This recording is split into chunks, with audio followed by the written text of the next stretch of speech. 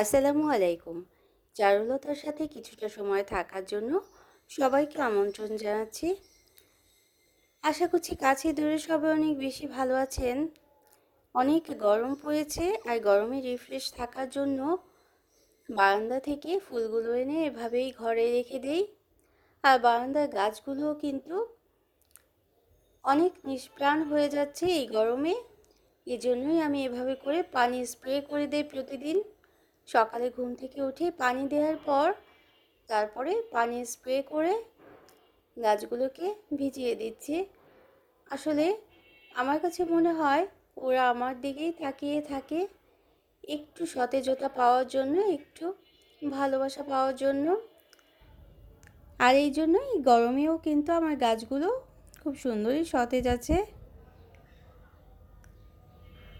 তারপরে রান্না করে নেব। আজকে রান্না করব বাটা মাছের তরকারি এবং মশলা বেগুন ভাজি। আর আমাদের সংসারের কাজ একটু বুদ্ধি করে যদি আমরা করে নিতে পারি তাহলে কিন্তু অনেক কম সময়ে কাজগুলো গুছিয়ে রাখা যায়। যেমন অনেক কাজ একসাথে যদি আমরা করে নিতে পারি, যেমন সবজি কাটা প্রতিদিনই আমার দরকার হয়। এজন্য আমি আজকে বড় বাটিতে করে অনেকগুলো সবজি কেটে রেখে দেব, প্রায় 2-3 দিন খাওয়া যাবে। তো রান্না করতে চলে এসেছি। প্রথমেই ডালটা প্রেসার কুকারে বসিয়ে দিয়েছি। আর রান্না করতে করতেই আমি কিন্তু রান্নাঘর পরিষ্কারের কাজগুলো সাথে সাথেই করে ফেলি। তাহলেও কিন্তু অনেক কম সময়ে কাজ হয়ে যায় এবং কাজ জমা করে রাখলেই সেই কাজগুলো করতে কিন্তু আরও বেশি সময় লাগে। রান্নার আয়োজনটা সব কিছু আমি একসাথে গুছিয়ে নেই, তারপর রান্নাটা শুরু করি। যেমন বেগুন কেটে নিয়েছি, সবজি কেটে নিয়েছি, মাছ ধুয়ে পরিষ্কার করে নিয়েছি, তারপর রান্নাটা বসিয়ে দিয়েছি। তো বেগুন ভাজা করার জন্য বেসন দিয়ে বেগুনটা ভাজবো। বেসনের সাথে আমি সামান্য পরিমাণ হলুদের গুঁড়ো, লবণ, শুকনো মরিচের গুঁড়ো দিয়ে ভেজে নেব, এজন্য রেডি করে রাখলাম। আর এই বাটা মাছটা অনেক তেল ছিটে আসে, এজন্য কি করব, তেলের মধ্যে একটু লবণ এবং একটু হলুদের ছিটা দিয়ে মাছটা যদি ভেজে নেই তাহলে কিন্তু আর তেলটা ছিটে না।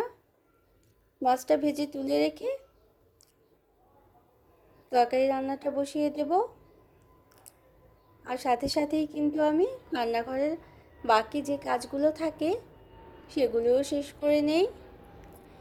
এভাবেই কাজ করলেই কিন্তু কাজগুলো খুব সহজে হয়ে যায়। তো এই তেলের মধ্যে আমি একটু জিরে ফোড়ন দিয়ে দিলাম। এভাবে কাঁচা জিরে ফোড়ন দিয়ে রান্না করলে মাছের তরকারিটা খেতে অনেক বেশি ভালো লাগে। আর অল্প কিছু কালি জিরাও ছিটিয়ে দিয়ে দিলাম। তো অফ ক্যামেরাতেই আমি রান্নাটা শেষ করে নিয়েছি। মশলা কষিয়ে সবজি দিয়ে দিয়েছি এবং তারপর সবজিটা যখন সিদ্ধ হয়ে আসছে তারপরে মাছগুলো দিয়ে দিয়েছি। মাছগুলো দিয়ে আমি অল্প পানি রাখবো, এজন্য 1 কাপ পরিমাণ পানি দিয়েছি। পানি দিয়ে 10 মিনিট চুলোয় রেখে তারপর নামিয়ে নিয়েছিলাম। এভাবে করেই আজকে আমি মাছটা রান্না করেছি। আর বেগুন ভাজাটা তো বললামই, বেসনটা রেডি করে রেখে বেসনে চুবিয়ে অল্প তেলেই বেগুনগুলো ভেজে নিয়েছি। একটু ক্রিস্পি হয় এভাবে করে বেগুন ভাজাটা করে নিলে, আর খেতেও একটু বেশি মজা হয়। আমরা তো সবসময় একই রকমভাবে বেগুনটা ভেজে নেই, এভাবে ভাজলেও কিন্তু অনেকটাই বেশি ভালো লাগে।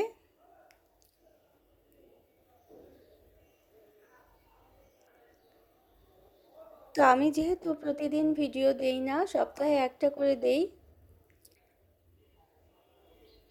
এজন্য আমার সাথে থাকতে পারেন। আর ভিডিওটা যদি ভালো লাগে তাহলে একটা লাইক দিয়ে দিবেন। আর কেমন লাগলো সেটা জানানোর জন্য একটা কমেন্ট করে নিতে পারেন, শেয়ার করে দিতে পারেন ফ্রেন্ডস অ্যান্ড ফ্যামিলির সাথে। আর যারা প্রথমেই আমার চ্যানেলে আজকে এসছেন তারা চাইলে চ্যানেলটাকে সাবস্ক্রাইব করে বেল বাটন প্রেস করে অল অপশনটা সিলেক্ট করে সাথে থেকে যেতে। তো আমার মাছের তরকারি, বেগুন ভাজা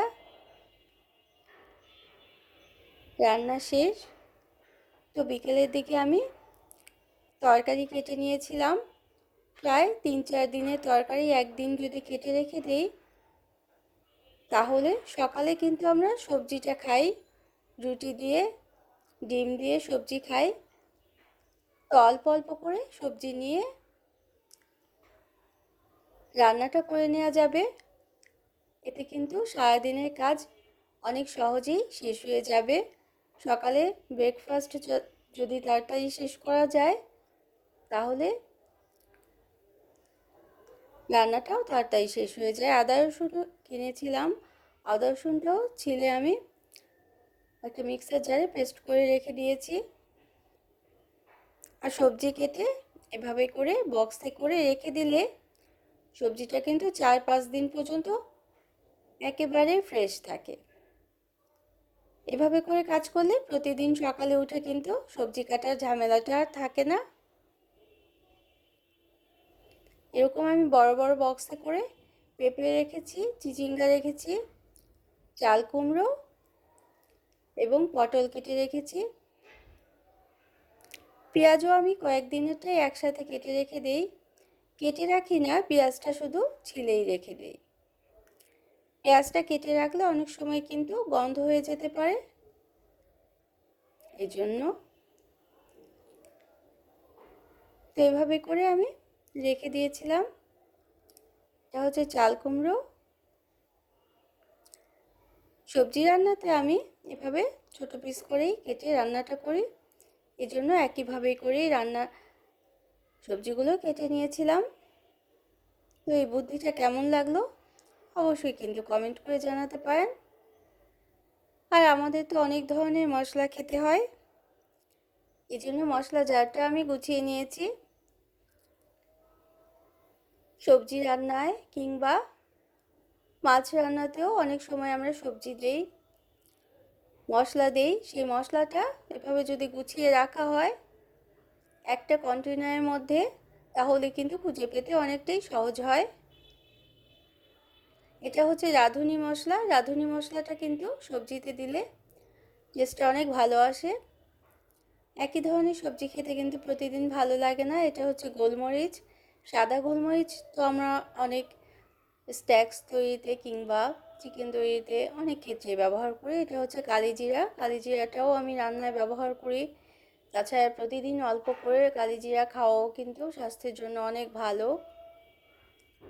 আর এটা তো পাঁচফোড়ন, পাঁচফোড়ন তো আমার সবজি রান্নাতে প্রায়ই দেই। একদিন যদি পাঁচফোড়ন দিয়ে সবজি রান্নাটা করি তো অন্য দিন আমি রাঁধুনি বা জিরে দিয়ে সবজি রান্না করি। এভাবে করে যদি এক এক দিন এক এক রকম মশলা দিয়ে সবজিটা রান্না করা হয় তাহলে কিন্তু খেতে অনেক ভালো লাগে।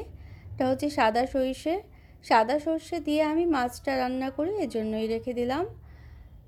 আর বিরিয়ানি রান্নার মশলাটাও রেখে দিয়েছি। এখানে জায়ফল আছে এবং একটা স্টার, কিছু জয়িত্রী আছে। তো একটা বিরিয়ানির মশলা তৈরি করব, এই জন্য এটা রেখেছি। তো আমার আজকে এপিসোডটি কেমন লাগলো অবশ্যই কিন্তু কমেন্ট করে জানাবেন। অন্য কোনো দিনে অন্য কোনো বিষয় নিয়ে সামনে আসব। সেই পর্যন্ত সবাই অনেক বেশি ভালো থাকবেন।